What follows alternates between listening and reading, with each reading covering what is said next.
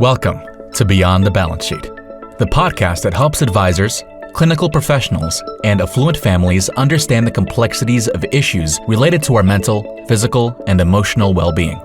Our co-hosts, Arden O'Connor and Diana Clark, will interview a series of guests on a range of topics, providing informative content and practical tools for professionals and families to consider. Here are your hosts, Arden and Diana. Hi, and welcome to an episode of Beyond the Balance Sheet podcast. Today's guest is Larry Sprung, who is a certified financial planner, among other things like husband, father, entrepreneur, author, and what we're going to be talking about today is being a mental health advocate. In 2004, he founded Mitlin Financial, naming the firm in memory of his wife's grandfather, Mitchell, and his mother, Linda. He works with the families he serves to break down complex financial topics into easy understand concepts, and also does his part in those conversations to reduce stigma and talk about the things that are challenging. So outside of the office, he ties on that cape and puts on the passion for raising awareness for mental health. He has spent over 12 years serving on the national board of the American Foundation for Suicide Prevention and sits in its financial and investment committees. Thank you for joining and for really the important work you're doing out there. Thank you so much, Diana. It's a pleasure to be here, and I hope and look forward to sharing this with your listeners. Great. So I love the idea that you have what seems to be two very different passions, one which would be more economic or financially focused, and one that seems to be on one of the most difficult subjects of mental health, which is suicide. How do those two subjects intersect? Well, I mean, listen, it's the story of my life, and, it's definitely had a profound impact on me and our family.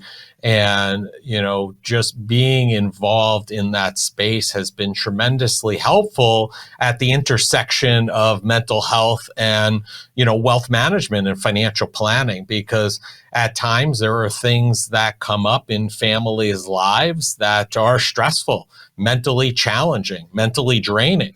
And it's important to have those hard conversations. And being somebody who's seen somebody experience a mental illness and seeing the challenges of having that conversation with them, and also seeing countless others who have done the same thing, it makes me feel very comfortable about having these conversations with the families we serve. If they're having issues, their children are having issues, or they just need somebody to speak to because they see something in someone within their family or friendships. So it's been extremely helpful having this background and being able to speak openly about mental health and suicide.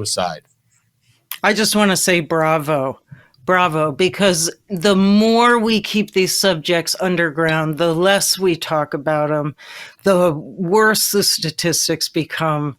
And in fact, the shame that accompanies family members seems to attach in ways that shouldn't. So let's talk about these hard subjects. What brings you as a person who is willing to have this conversation with people? What's your story? Yeah, so I mean, it dates back. You mentioned my firm starting in 2004, and essentially about 6 weeks before the launch of my firm, I lost my brother-in-law to suicide. And it was something that I can't say was unexpected. For me, it was unexpected because I never really realized that somebody who struggled with mental illness or the mental health issues could die. It just really wasn't on my radar. It wasn't something I experienced, but I did experience it in 2004. He was struggling with bipolar disorder. We as a family were doing everything we could to support him, encourage him, help him get the help and the assistance that he needed.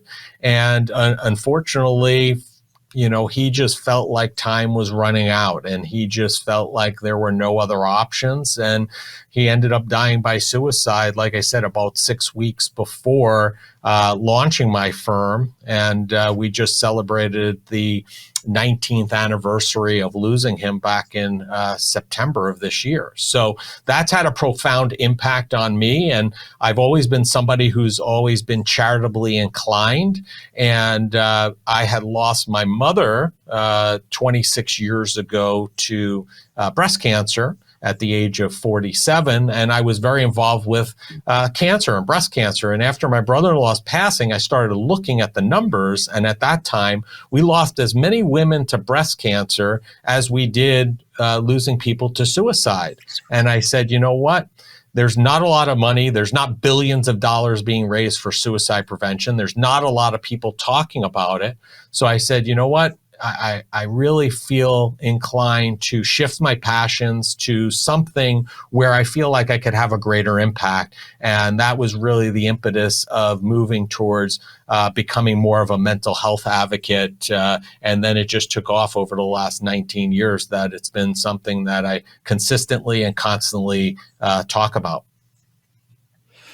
So one of our earlier episodes was with my father, who had bipolar disorder, who also tried to die by suicide. He wasn't successful, but that was at the age of 65 and had 15 really, almost 20 really good years after that point. He had been unmedicated prior to that point.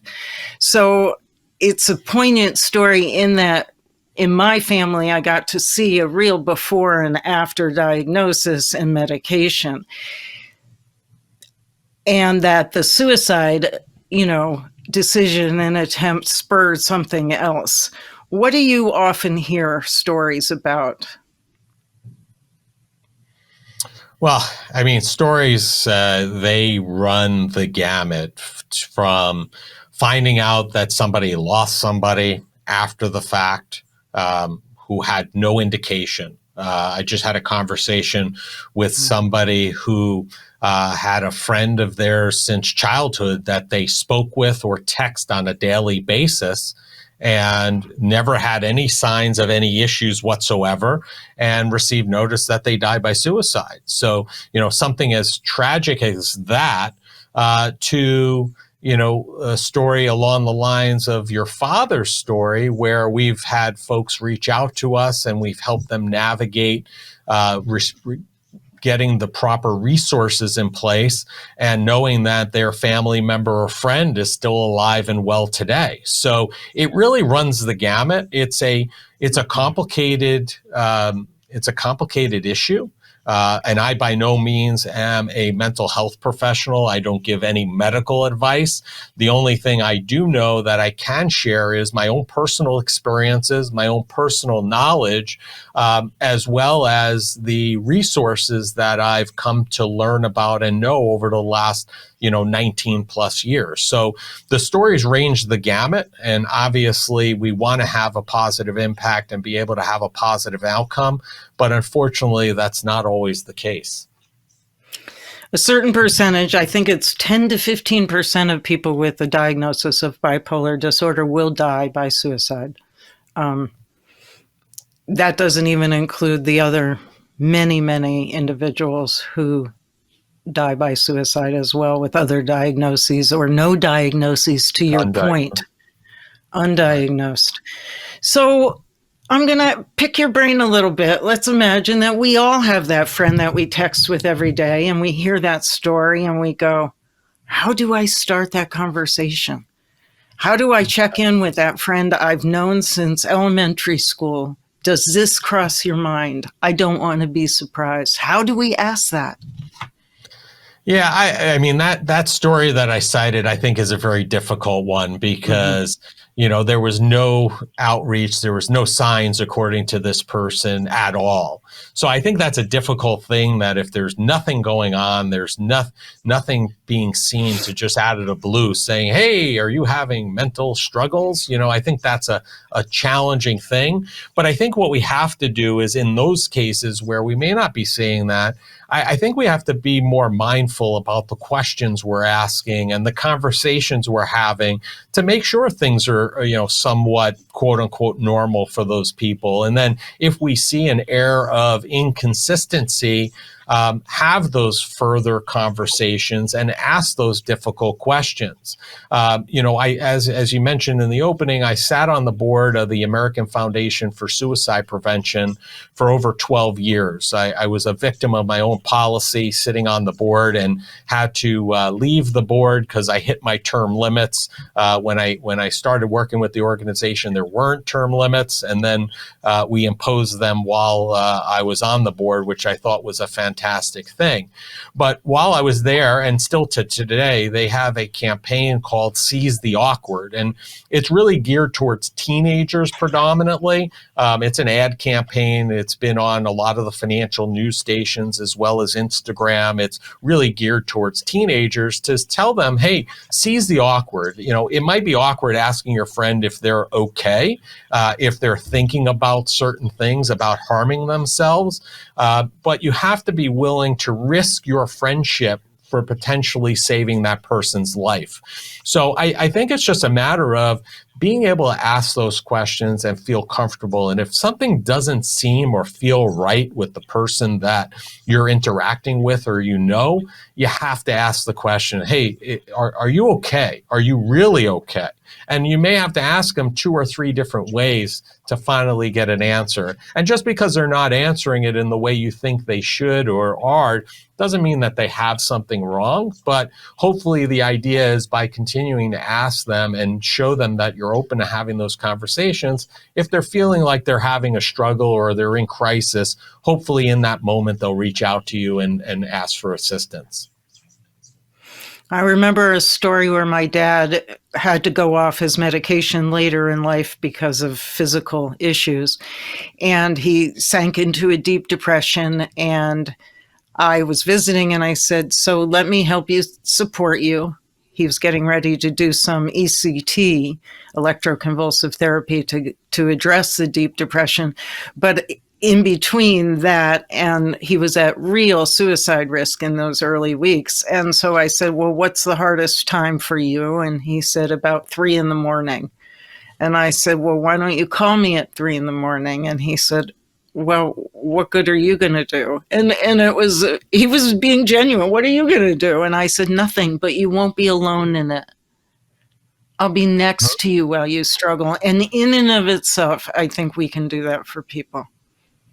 I agree. I mean, listen, I get calls, just because of my involvement, my openness, my abilities to, or my willingness to have these conversations. People know that in the community, and in my, whether it's the social community or my local community. And we've, my wife and I have become de facto resources as a result of that. So we get some of those calls that, hey, my family member's having an issue. What can I do? What are the potential options for me in this situation?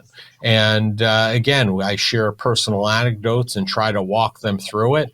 And, my wife and I have created an organization or a fund called the Keith Milano Memorial Fund in my brother-in-law's memory, where we've, I talk about this often, we've raised in excess of $1.7 million for the American Foundation for Suicide Prevention. But all that money is great, but at the same time, we give it away tomorrow, and it's more rewarding for us to know the people that we've actually helped save their family member or their life as a result of being able to find the treatment or the help that they need. So for our listeners or watchers, if they are, moved by this episode and moved to actually become part of a conversation, where do we start? What's the best place for them? Yeah, so I think there are a couple of places. I became personally very involved with the American Foundation for Suicide Prevention. It was something that early on, when we lost my brother-in-law, we aligned with, very quickly. Their mission really aligned with us, and really everything about the organization aligned with us. So I would encourage people to check them out. They can visit their website at afsp.org. And there's a number of different ways that people can get involved. They can make a donation and simply write a check if that's something they want to do. They can become an advocate and help with legislation in their area, which is, not that much involvement in terms of just signing up as an advocate. And then as legislation is passed or looking to be passed in your area, you'll get an email to write your local representation to help pass that legislation. You can volunteer for one of their many programs if you want to help those who may be struggling or have lost somebody to suicide. Or if you just want to, if you've lost somebody or you struggle or you've attempted yourself, there are local walks in all 50 states where you can go walk with hundreds of other people like yourself. And then typically we have one national walk, usually in June, which is an overnight walk, which starts at sundown, and you walk about 18 miles, representing the 18 people we lose to suicide, and you walk from sundown to sunrise, and it's a very calming and excellent experience to be with others who have struggled in any form or any capacity. And where is that walk usually? So the national walk, the overnight walk, changes from year to year. We've had it in New York City, we've had it in Chicago, we've had it in Seattle, we've had it in DC. I'm not sure that they've announced yet where it's going to be in June of 2024, but if they have or when they do, it will be all over the AFSP website at afsp.org. Thank you. Thank you. So I have one last question for you, and I can't resist asking it because it's posted behind you. What did you do today that brought you joy? That's a great question. So it was really a culmination of reflecting today for me. This past weekend was my birthday weekend. I had the opportunity to fly out with my wife to Minnesota and spend my youngest son's family weekend with him. The 2 weekends prior, I spent with my older son, and I'm going to see him in another week. So it brought me a lot of joy to hang out with my youngest son, who is 17, moved away at 15 from home to follow his passions as a hockey player. And I spent a little bit of time this morning reflecting on our time with him over this weekend. And that brought me a lot of joy for sure. Self-reflection of good moments are real joy moments for all of us. We don't just have to experience that moment of joy if we can relive them. So that's great to hear that reminder. So Larry, thank you very much for joining us today. For you listeners, we hope you've liked this episode of Beyond the Balance Sheet podcast. And if so, like us on your platform of choice. Thank you for listening to Beyond the Balance Sheet, a podcast designed to help advisors, clinical professionals, and affluent families solve some of their biggest medical, psychiatric, and emotional challenges. Visit beyondthebalancesheet.com to read more about our guests and resources, and sign up for our newsletter.